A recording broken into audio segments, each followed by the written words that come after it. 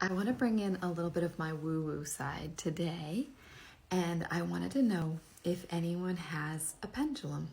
Do you have a pendulum? Look, if it's here, you can see a little bit better. A pendulum is kind of a cool thing.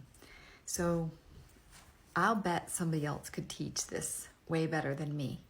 But the way that the pendulum works is like it works off of energy, and if you hold it still, okay, I like to keep my arm rested against my body so that I can keep it from swaying. And I like to hold it where I do a light hold here. But what happens is that you can ask the pendulum a question. It's like if you've ever done muscle testing. That's another way to do these, to sort of track yeses and nos. So what happens is that you can ask yes, no questions to this pendulum. If I were to say my name, okay, my name is Deb Blum, and I hold it gently, my arm is against my body, and I just let it go. Again, my fingers are very loosely held here. So my name is Deb Blum.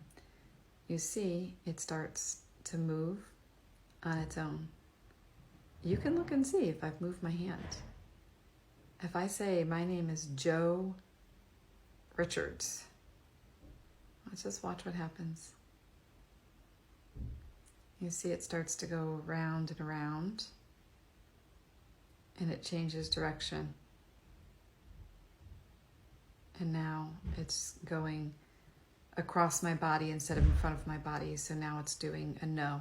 My no. Some people have different ways.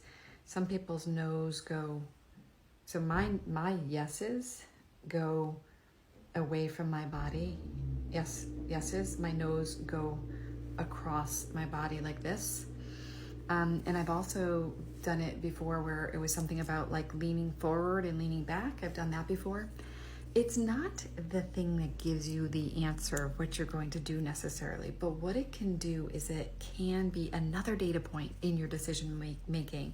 So sometimes I'll just ask a question, am I on the right track? And I often put my hand underneath it, and sometimes it just gets super still. And I always take that as that it's unclear.